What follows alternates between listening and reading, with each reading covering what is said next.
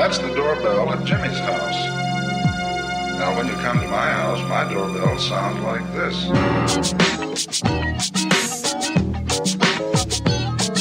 Hey, welcome to People's Radio United. I'm Tim BestBudz, and I'm here with Steve Shagwell. Today we're doing our monthly People's Radio United kind of monthly wrap-up, talk about what's going on with the Issues show. How you doing, Steve? I'm doing good. Glad to be here, man. Me too. So, yeah. Got my coffee. I'm ready to talk about revolution. That's good. Today we're gonna go over a lot of things about People's Radio, and in the future, this show is going to be with hosts that will be coming on to the station soon with other shows that are up and coming, and we'll all get together once a month, as many people that can, and we'll talk about kind of current issues or events, or we'll have a topic or something where we all kind of put our 2 cents in.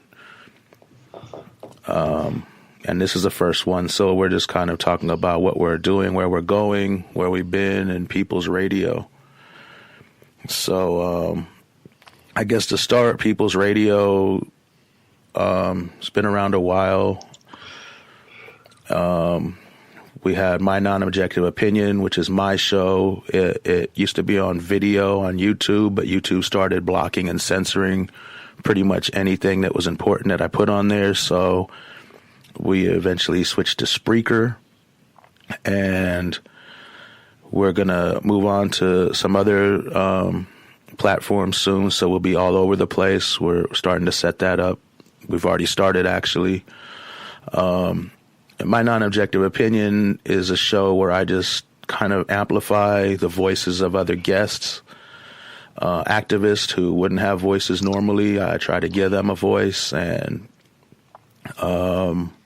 it's not really about me talking or throwing my opinions out as much as their, what they have to say, and pushing the issues that are important to them forward. And then we've added iFoughtTheLaw.info, which Steve is currently the host of, and I'm the, what am I, Steve? Producer. There we go. I'm the producer. And, tell them a little bit about you and that show. You've done one episode so far, and it was really super awesome. Thanks. I was really pleased with how that show turned out, as well. In fact, I spoke to Michelle Gross, and there's even more information to cover. Things contributing to the problem, and things that are making confronting police brutality so difficult, like Force Science Institute, and particularly PR campaigns that police departments run. Minneapolis, where she's from, has one of the most sophisticated PR setups I've seen. They're very good at it. So we figure we can go into some of the things, some of the doublespeak they use and that sort of thing. So she's actually coming back, and we're going to have a part 2, because there was so much information there, we couldn't get it all in one episode. So that's pretty exciting. I myself, I decided to do this because, while I'm not at liberty to go into any significant details, I am a survivor of police brutality, and I guess that's what brought me into the struggle. I knew that police brutality happened, and prior to that, I didn't realize how big a part of law enforcement culture it is. But when you have a dozen cops, either assaulting you or acting as accessories to that assault, and then after that, you experience a lot of bogus charges, and the way they try to make it right is by ruining your life. That made me realize that this is a much bigger problem than I thought. And I tried to move on for a long time, but then when Ferguson happened, I've been involved in efforts to fight police brutality since then. I saw those militarized cops coming out, and I just knew. I was like, this is it. This is where the line has to be drawn, and people have to push forward from there. And God bless all the Ferguson activists who drew that line, and God bless all the people who are going forward from there and confronting it. And so this is my little humble contribution. I hope I found a niche in this whole thing of going really deep into the causal factors, why this is so hard. When I hear this discussion, I hear a lot about, the jails are treating people like this, and there's all these fines, and police are brutalizing people. But why is what I want to know, and what I want to find out, because if we can figure out those root causes, then we can figure out how to confront them. Then we can pull the rug out from under this criminal, I call it the criminal injustice system. So that's basically the whole thing of IFoughtTheLaw.info and what it's about and what I'm trying to do. And I really appreciate you creating this platform, Tim, where activists like myself who don't really have another way to do this have something. And, I'm looking forward to seeing other activists get involved and seeing what it all produces. I'm quite excited about People's Radio, and I'm very excited and honored to be working on a platform that's anonymous affiliated. I make no bones about the fact that I'm a huge fan of Anonymous. From when it first came up, I was watching and admiring and cheering on Anonymous. And then when Ferguson went down, that's when my loyalty to the Anonymous movement was cemented. When I saw how Op Ferguson really stood up and got attention on that, and I feel they really did a lot to get the ball rolling, and I've just been diehard fan of Anonymous ever since then, and so I'm excited about this on so many levels. Yeah, I really am too. Anonymous is an amazing group of people all over the world. I love so many of them. Yeah. The Anons that I've gotten to know are just the kindest, most generous people. They're just so such caring people, and the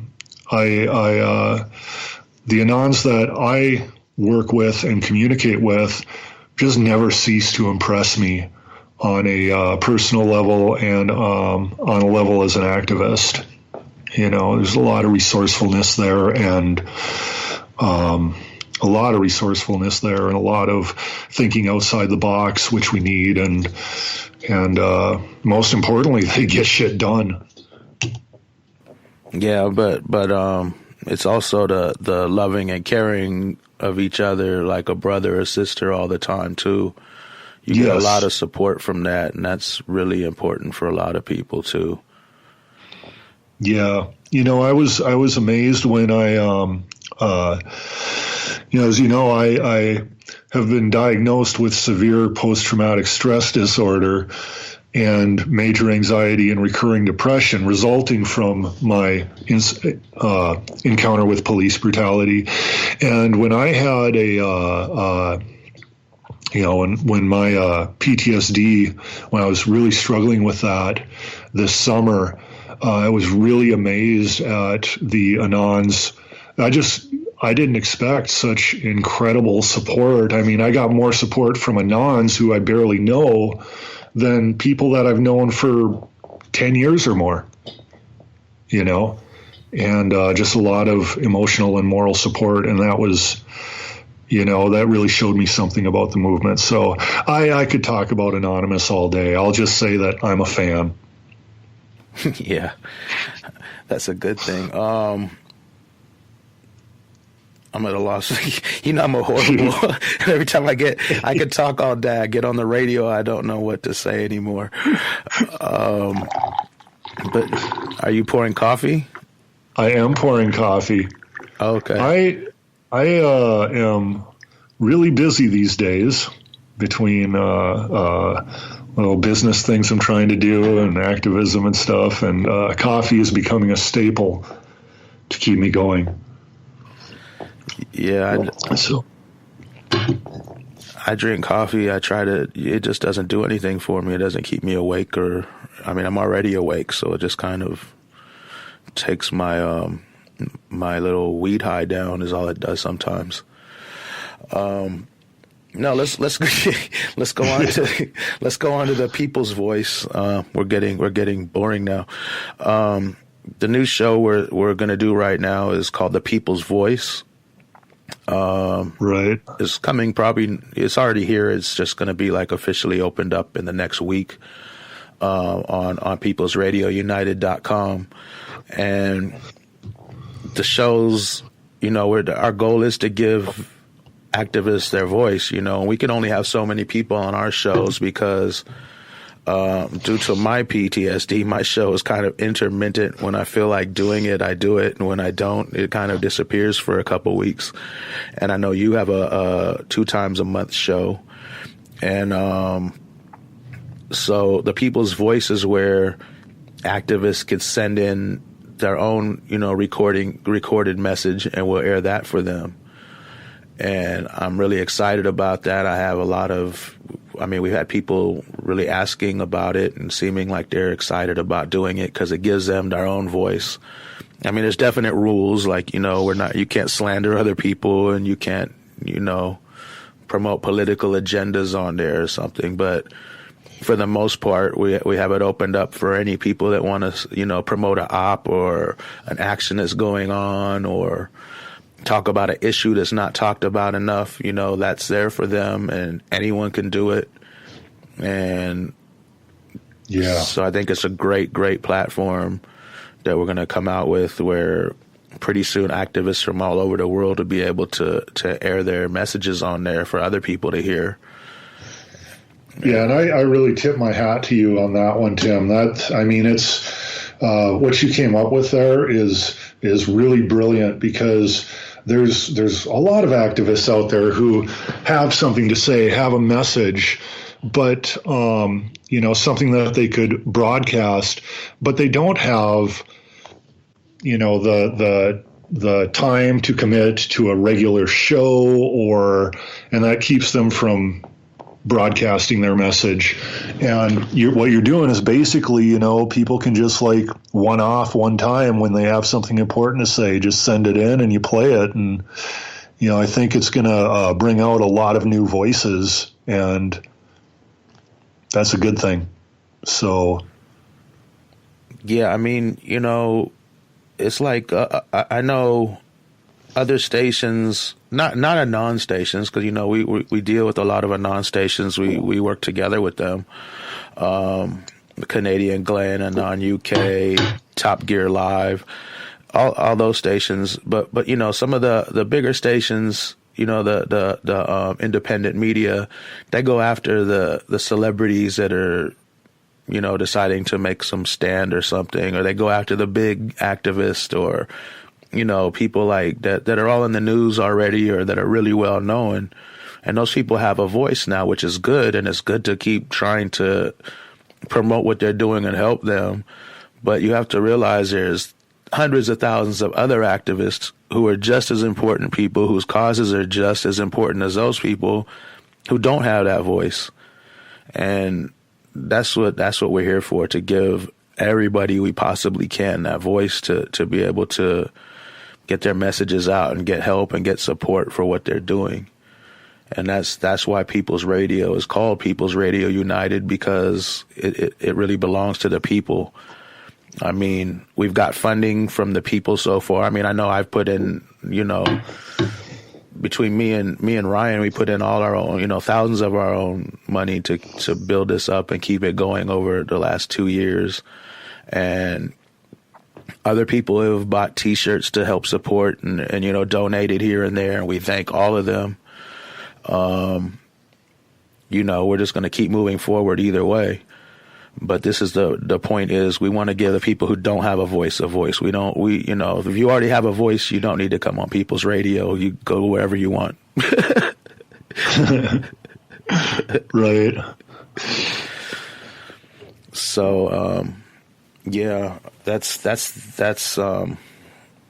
been our goal since day one, and that's what we're trying to do. You know what? I need to talk about Ryan real quick, because people who are around since the beginning are probably, you know, what's going on with Ryan. And Ryan, if you don't know, Ryan was one of the people who started this originally with me. And he got cancer, testicular cancer, and he got it diagnosed in time, and you know, they got rid of it, but something went wrong with the surgery, and it was kind of botched a little bit, and he had to go and deal with that. And then, you all right over there, Steve? Oh yeah. Okay. Yeah, I just, you know, anytime somebody talks about, you know, anything that affects the testicles, obviously, I kind of double over and go quiet. You know, that was him. Like, that was Steve twitching over there, like in agony. Well, it was. Okay, let me finish. Back to Ryan. So he had to deal with the botched surgery, and then he went back to get his checkup, and it seemed like they found that the cancer was either still there or it came back. So he's been dealing with that on and off over the last more than a year and a half now. And it seems like everything's good with him now. He's getting his regular test. He looks like he's beat it 100%. And he's going to, I mean, he says, you know, that he's going to hopefully sometime the beginning part of this year, we're going to do a BestBudz radio show together. So we'll see what happens with that. We're still, I mean, I know as soon as he's better, that's what he wants to do. It's just a matter of him getting better and filling up to it and being able to, you know, be positive and everything with all the stress and trauma he's been through in the last, like I said, a year and a half or more right now. So that's why Ryan hasn't been around, and that's what's been going on with him. Oh, well, I certainly hope things work out well for him. Yeah, me too. I mean, I know a lot of people liked Ryan, and you know, they were wondering what was going on, and we kept putting it out, but I don't know if people read the Twitter or what's going on. So yeah, we've talked about all the shows. Do you want to talk about the iFoughtTheLaw.info website? You've talked about the podcast and everything. Oh, well, yeah. The website is a work in progress, and you know, I called it iFoughtTheLaw.info because that's the address, iFoughtTheLaw.info. And I'm still kind of shocked I was able to pick up that domain name, you know, that it was available. So I consider myself lucky about that.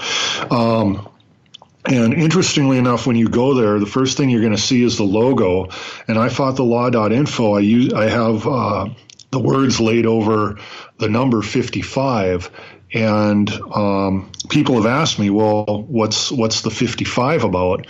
Well, 55 is about a Department of Safety report that was issued, I can't remember exactly when, a few years ago, that stated, it's like 3 years ago, I think, it stated you are 55 times more likely to be killed by a cop than a terrorist. So, you know, putting that up there like that, it's something that when people visit the site, I hope they'll be reminded that this statistic exists and this is a serious problem. You know, and hopefully add to people's sense of urgency in addressing this, because the work has to be slow and steady and patient, but we need to not delay about doing that work. So that's what that is. I right now on the site, I have a page where I posted some videos that can be found on YouTube, but by posting them there, I hope that they're easier for people to find, or that they're made more visible. They're properly cited and everything. And then I have summaries. If you don't have time to watch the videos, I just kind of have the bullet points from them. But, one explains how to exercise your rights in a police encounter, which there's been a lot of community training on that.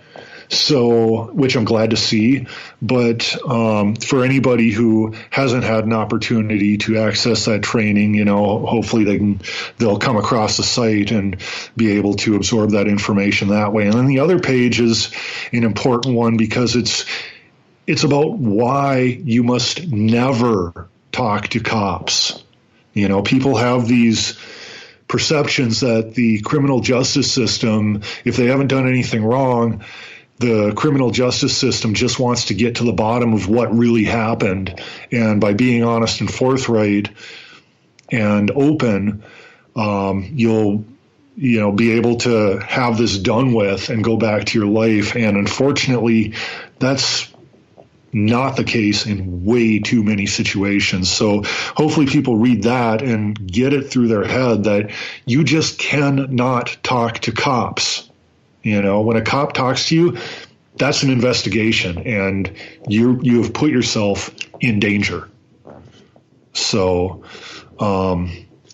that's really all that's on the site right now. I'm going to be doing an article every other week, and then alternating that with a podcast episode every other week. Now, I'm a little off schedule. I didn't get to do an article last week, and the next podcast episode won't be able to come out on Monday because I can't get with Michelle to do that interview before then. And I've been really busy with other things I have going on in my life, and then, other things I do activism-wise, some of which people know about and some of which people probably aren't aware of. And so I'm a busy guy, but I hope to keep to this schedule of an article every other week, alternating with a podcast episode every other week. And then I hope to have some really good articulate writers who can do good research also step up and get involved. And if anybody's listening and you've wanted to get into writing for anything, this platform is open. It's not the Steve Shagwell show. I started this, but I want to see it picked up by a community and taken forward. And I want to see some of the diversity in the activist community reflected as well. I mean, some people are incredibly angry with the system and incredibly resentful of police because of things that have happened. Some people, I know a guy who's considering doing this, who is actually is not opposed to law enforcement. He has a pretty high opinion of the profession. He just believes that it's not living up to that standard. So, he's thinking a lot differently than me, and certainly a lot differently than you, Tim. But, everybody who's fighting this, they're all coming from a different place. And I don't want the site to be a singular voice. So anybody who has an interest in this and wants to write, send a message to the site or contact People's Radio. Tim, you'll get the message over to me, and by all means, get involved. It's important. So that's really all the site is right now. There's not a lot to look at, but there's some useful information, and I'm gonna keep filling it out as I go along and as time allows. So cool. what you just said just now made me think about something. We have to learn to work with people who have the same goal and maybe have different ideologies and stuff sometimes. Whatever furthers the goal. Like I'm not a fan of religion, but I have to, especially with things like Op Serena Shim or a lot of different things, with going on in Iraq, you have a lot of different issues, and a lot of religious people on different religions are good people trying to get the same agenda done. And that goes as far as religions, political parties, you know what I mean? Like, I'm not a fan of Republicans or Democrats, but if somebody has the same goal, objective to get something done, I have to put that aside until we can solve the problem and win the little fight we're doing. And then if we have to separate ideologically afterwards, then we can just go our separate ways. But we have to focus on these goals together and unite just for the goal, whatever that common goal is. We get a lot more done that way without the division. And it's really hard sometimes, but we have to try to look past everything like that. Right. And I'm so glad that you said that, Tim, because it's something that I feel right now is hurting the movement. And it kind of feels like a psyop to me. It just kind of seems like we're all being broken up into these little camps, and I find that the majority of people want freedom. What it looks like to us is kind of a different thing from person to person, but that's what everybody wants. And if we can just get working together more, we can have more open and honest dialogues about what freedom actually looks like, and I can talk about, natural law, which I'm a big proponent of, and somebody more socialist inclined, or they can talk to me about what, and we learn from each other, and we're still working towards the same goal. You know me, Tim. I mean, I'm Mr. Heavy Metal fucking Devil Boy, but one of the most amazing experiences I ever had was marching in Ferguson with priests and pastors and rabbis and imams, and it was an incredible experience. And that kind of illustrates something right there. There's this perception that the people who want to uphold the whole law and order thing and all that bullshit are into this whole God and country thing, and that it's a Christian thing. A lot of these people who stand behind police brutality and stuff, they invoke Jesus Christ a lot. I've noticed this. They invoke God, and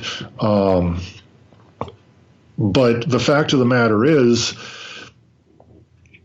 it's not, I marched with a lot of clergy in Ferguson, and it was a very eye-opening experience for me, and a very mind-opening experience. And I'm throwing that out there because I want people to think about that if they're listening. We need to focus more on what we have in common with people than what our differences are. That doesn't mean we can't stand for what we believe in and advocate what we believe in, but we can do it in a dignified manner, and we can do it with respect, and we can, try to bring people together, because even the police are just expendable resources to be used up, chewed up, and spit out to the people we're fighting. Slaves fighting slaves will never tear down the master's house. Exactly. I always, as far as the religion part of it goes, I always, how the the religions say, love the sinner, hate the sin. I switched it to a better version, or I believe, which says, love the religious, hate the religion. That's because, people being duped or whatever, everyone thinks theirs is real and is better, and they have to stop the other ones, and this one's bad. But, I've never met a Muslim that wanted to blow anything up. I've never met a Muslim that was nothing but real cool with me. And, these people are just people. And then Christians, I met some pretty crazy Christians before, but a majority of them just are trying to do their own version of what they think it says in that book. And all these other, it's just a bunch of people that are misguided, maybe, in my opinion. So it's like, we need to work with them and let them see that, especially, when they see I don't believe what they believe and I'm an anarchist, all these bells and whistles go off like, oh, he's going to blow something up. He's an anarchist. He wants violence and blah, blah, blah. And I'm like, anarchy isn't about violence. But it's just so much stuff these people have been fed. Like you said, the God and country, like nationalism comes with their religion. And, and I think, anyone who says that the average Muslim cat wants to blow something up or whatever can also say that the average Catholic cat supports pedophilia.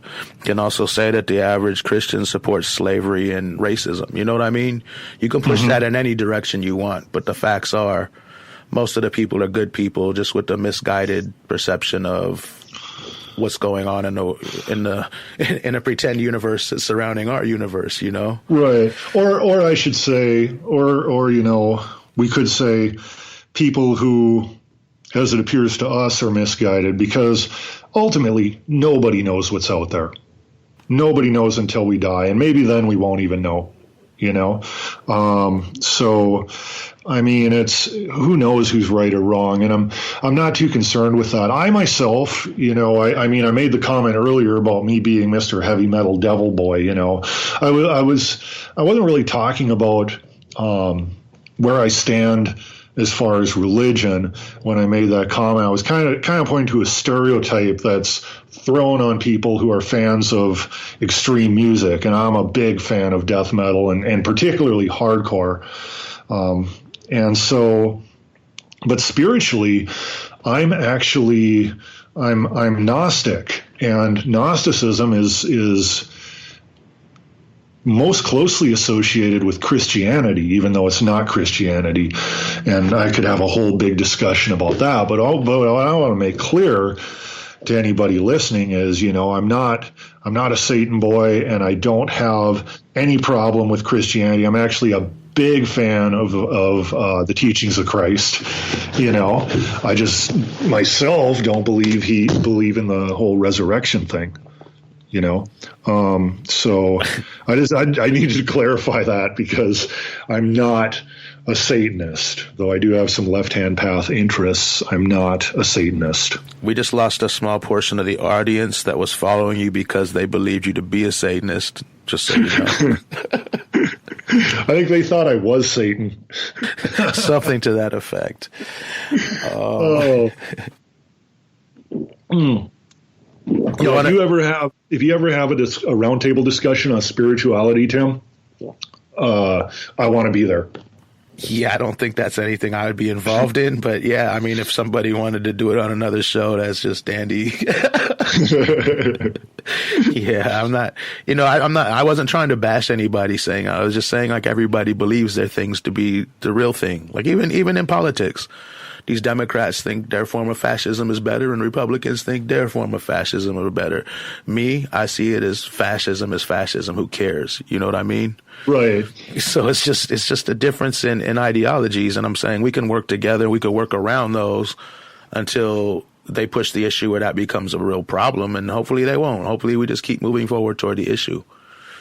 Right. That's and that goes with everybody and every opinion and every group. I'm not going to work with hate groups or anything, but I'm saying, people that are actually trying, because I've seen every religious group out on the front lines of these protests, standing against fascism, standing against hate, standing against all kinds of things for people that their religion in general doesn't condone, and they're standing up against their religion for that in the name of their religion, and that's commendable. So, right. you know. So, right. so I have no issues with that. I've grown up a little bit about that in the last couple of years. Right. Yeah, let's switch the subject up off of the political parties and religion already. Agreed. So yeah, what were we talking about before that, Steve? What was I talking about before that? Oh, we were talking about I fought the law, I think, or no? We went. Oh, yeah. I guess we were. You know, I don't know. I'm trying to bring something unique to the discussion as well, because I feel like things have been really simplified in the discussion, and now. Keep in mind, as I say this, that I'm a survivor of police brutality, and I'm horrified by all the ways the justice system rapes us, and that's why I'm doing this. But, you know, there's this kind of thing of we have our side just going, oh, cops are bad, cops are bad, cops are bad, cops do this, cops do that, cops do that. And we have this other side going, well, cops are America's heroes, and don't you dare question them because they're so perfect and morally upright.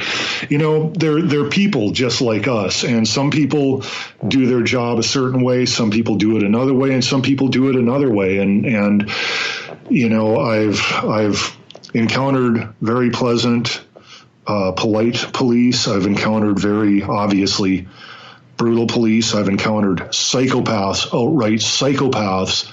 And I'd kind of like to get beyond cops are doing this, cops are doing that, and get to they're not being punished. And we just have to start making sure good behavior isn't rewarded. I mean, I've seen cases where cops are charged with rape after they've done it well over a half dozen times that we know of. You know, you can't tell me that somebody didn't know that was going on earlier, but they were allowed to keep doing it. And, you know, that I think is the heart and soul of it. So, you know, I want to be careful here. I want to say, you know, we can't just like demonize cops with a bad brush, but at the same time, I'm not saying, you know, let's let up on this issue. By all means, we got to go hard. I think it's just important that we really identify what the, you know, what the critical areas are, where we can get a critical strike and go at that, you know, and undo the whole problem in the culture. See, I talk about law enforcement culture, and that's bad. That's bad. There's a lot of bad things happening in law enforcement culture right now, and an attitude that, you know, they can own us because they're protecting us and some of them have this very twisted logic that because that the only way they can protect us is by violating all of our civil rights. There's some people with like really warped good intentions that are doing that, you know, but there's some who, you know, I have a former bandmate. He is engaged to a cop, and you know, I've heard through someone that she makes it a point to not try to bulldoze her way into people's houses and this sort of thing, you know, that she kind of respects those constitutional rights. It's just, you can't just sum up all cops as one thing, you know, but you can sum up the law enforcement culture as one thing. And we need to really do that and talk about the culture. And I'd kind of like to give some room for the cops who don't like the way things are to not feel put on the defensive and have to side with these cops who are making it a culture they don't like because they feel like they have to defend themselves from us. It's, and my strategy may or may not make sense to people, but, you know, Sun Tzu talks about it in The Art of War. So, yeah, I'm more abolish the police kind of guy, but that's just I do like ultimately I would love to see law enforcement abolished. I think, you know, instead of having cops out patrolling the street, protecting us or not protecting us, as the case may be, that I would like to see these people turned into instructors who teach us how to protect ourselves and teach us about natural law, which is basically do unto others as you would do unto yourself, and why breaking natural law ultimately hurts you. I think that would be a great thing. But most importantly, if they could just teach people how to protect themselves so people can take responsibility for their own safety. I'm a martial artist. To me, that's important. So I want to go towards, no law enforcement as well. But, I just recognize that that's a long way off in the future. And in the meantime, we kind of got to work with the way things are and just try to create more space for us to be able to question the government and challenge the government without cops bearing down on us and the legal system as a whole bearing down on us. Yeah. Speaking of the way things are, in a matter of hours, we're going to, as I like to say, one fascist will be leaving office and an even more blatant fascist will be coming into office of president. What are your views on that? Well, first of all, I'll just say I think the president is a puppet, and it doesn't matter who's in there.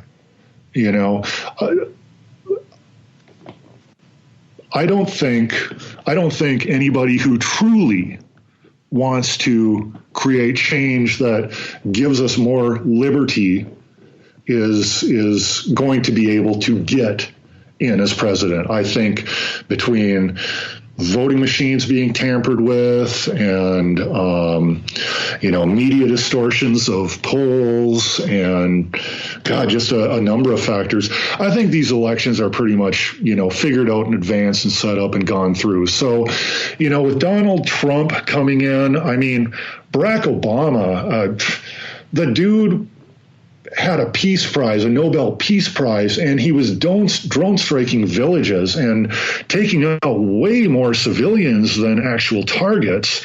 And then you can ask the question, were those targets even legitimate targets?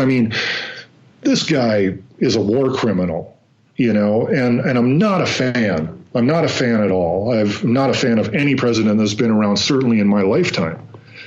But Trump, he's a whole different beast because he's just so authoritarian. And, a president who sucks up to the police is probably a president who needs them for something he's about to do, is the first thing that comes to mind for me.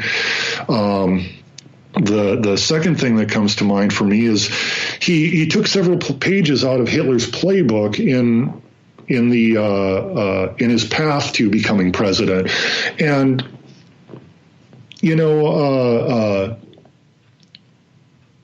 he obviously is versed with Hitler. He obviously admires Hitler.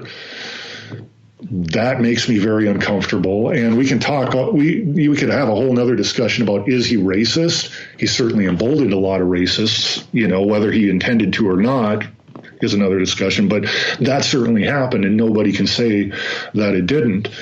But most importantly about Donald Trump, I just hate the guy. And I'm just going to come outright and say it. I absolutely hate this man.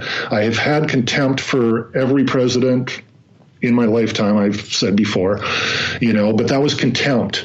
Those people could at least act like adults and make an attempt to hide their psychopathy, so that these psychopathic behaviors like bullying and mocking disabled people publicly and denigrating women that you don't like was not normal behavior.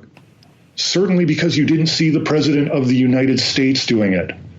This guy is a bully, and he throws off this whole macho thing, and I'll come right out and say it. I would love this guy to step in the ring with me because I would kick his ass. Well, he's an old-ass 70-year-old man, too, isn't he? He is a fat-ass 70-year-old man. And let me just say, people might not know you. You're a giant. You're like, what? How tall are you, Steve? I'm 7 foot tall. There you go. So But, well, and you know, it upsets me when you know me, Tim, as I'm a martial artist, and I train and exercise to the point of physical pain daily, you know, and as a result, when I do that, and then I see this frickin' obnoxious beached land whale acting like a bully and acting like he's all tough, of course I'm going to be offended, you know?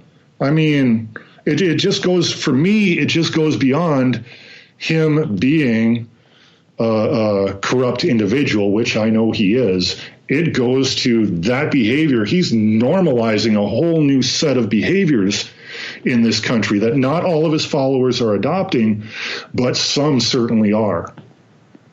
And I won't have it. And he has no honor. He has he's just a, I could go on, but do you see he can get in the ring with me any day. Do you see a plus side like I do? Like I think he's a disgusting, horrible, sick, twisted, racist Nazi, basically. But you know, you had all these other presidents in there, and they all had like excuses, or the people just seemed to forgive them because, like you said before, they didn't look like what they were. He looks like what he is.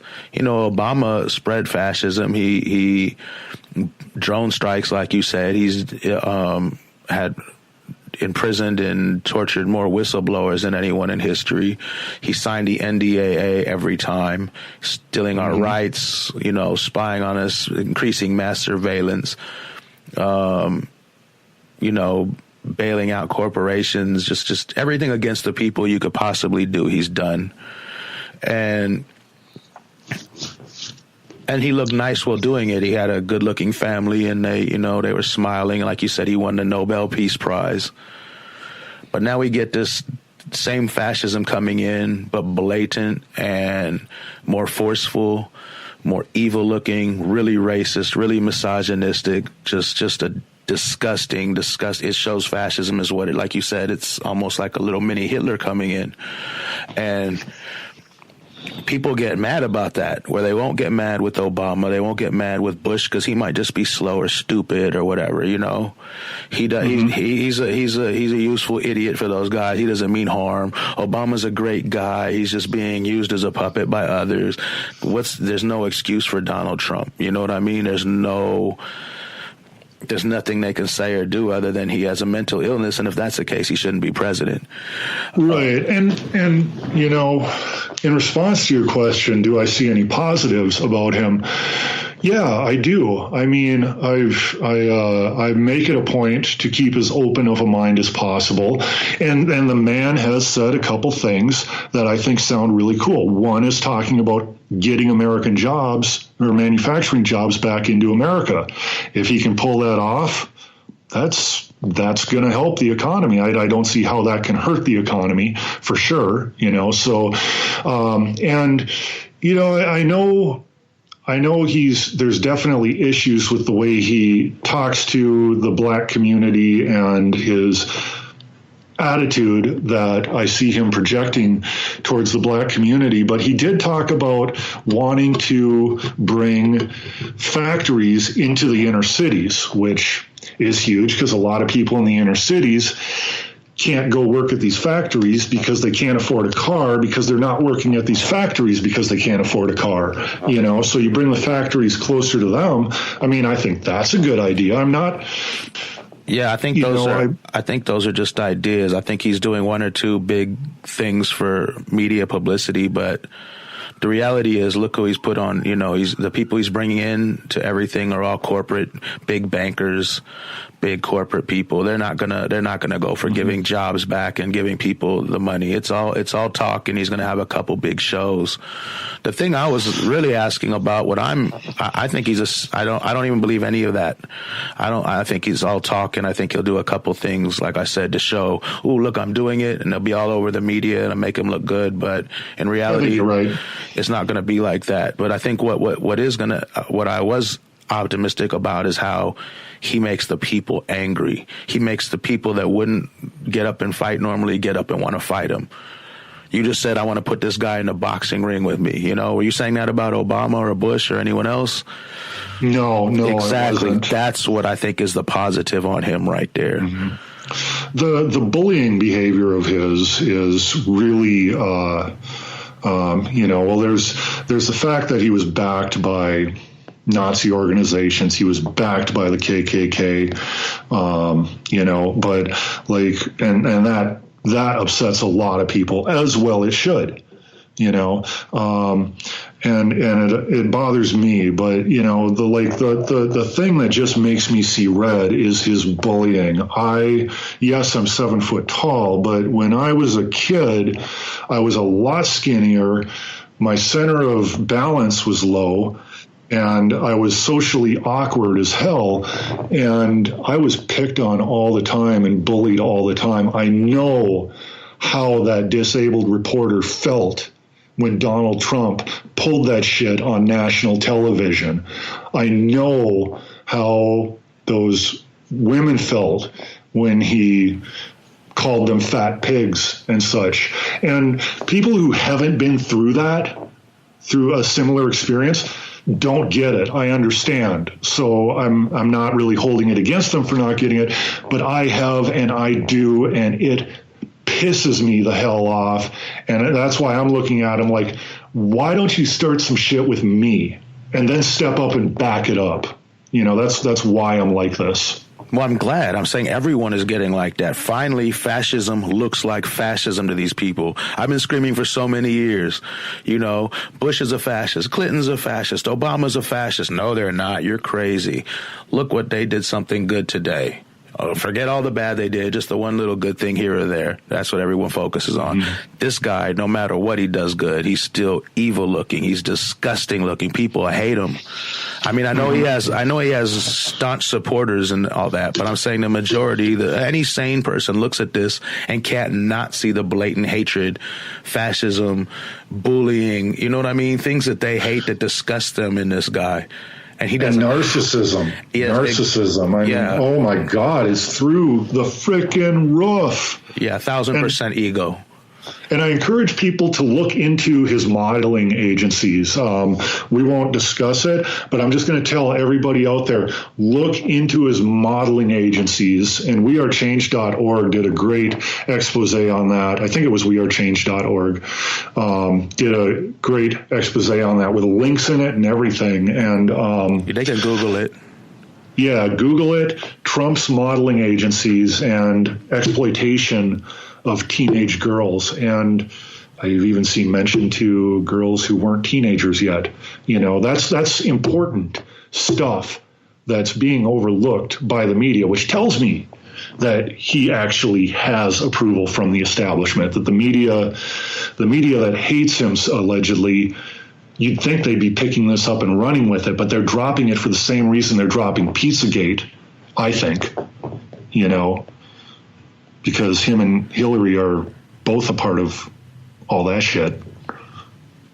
Yeah, I don't know. I just know what they are doing is they're trying to do this whole attack on any media that's critical of the government is now fake news, and real news is any media that goes along with the government's, agenda. And they're taking funding away from different news agencies that they deem fake because they're actually doing what journalists do, They want puppets that will read scripts that they prepare for everybody, and it's getting really crazy here. There's an attack on journalists. There's been an attack on whistleblowers. I mean, Obama wasn't the best for journalists either. He didn't mention Serena Shim's name one time. So, yeah. You know what we need to talk about is the People's Network, too, Steve, before we get out of here. Because I'm really excited about that. I know it's going to take some time to get up and going, but maybe we could just tell the people what's going on with it and what it is. You want to start it, or do you want me to start, or what? Well, it's kind of your initiative, so I'd say go with it.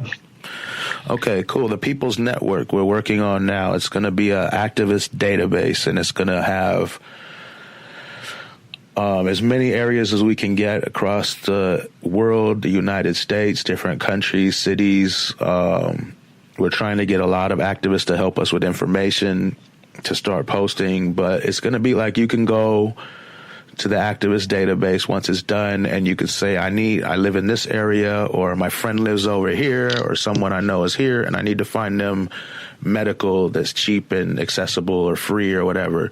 He'll tell you where to go there. They need mental health care. He'll tell you where to go for that.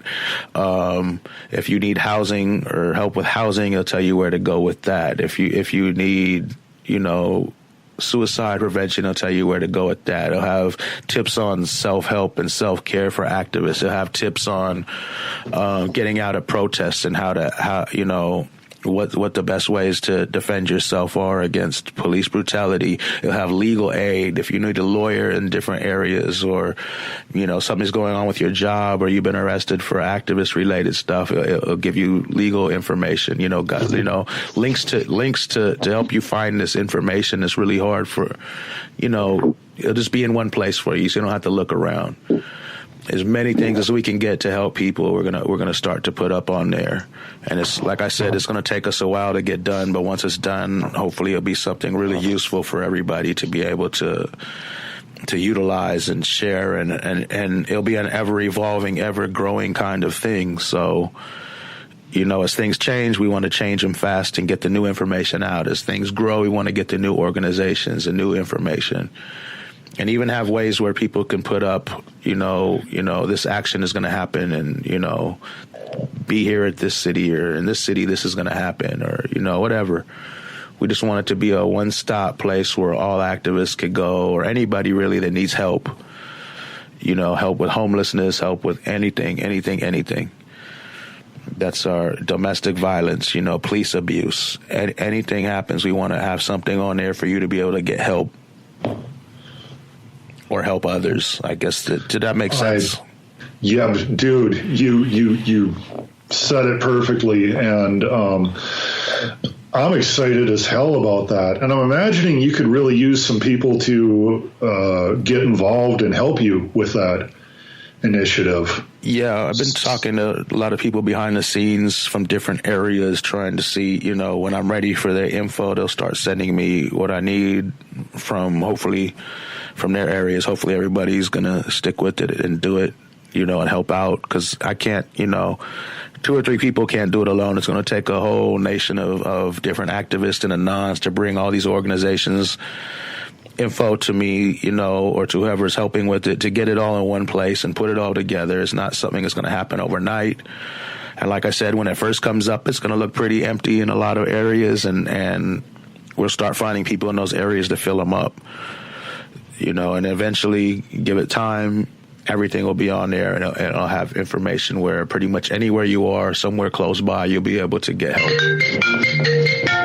Yeah, that's your phone. So, but anyway, that's about it, I think. Is there anything else you could think of we need to go over? We got it all. No, not really. I guess since I made all those statements about Donald Trump being a coward and unafraid to fight me in the ring, I should probably clarify so I don't have Secret Service knocking on my door. I never said I'm going after the guy, and I never would. I called him out and said he's a coward who wouldn't bully or talk shit to somebody who could actually fight back. That's what I said, and I said I'd love to see him in the ring. And of course, I would take him up on that any day. But no, I did not threaten the President of the United States of America. You had to clarify that. Well, how paranoid the government is. Let me just tell you, this isn't like your standard president, man. This is Donald Trump. So, he would look at it as a pay-per-view event and try to make as much money and pay you to take a fall. So just don't worry about it. It'll be all right. Exactly. All right, man. So, thanks for having me on, Tim. Yeah, thanks.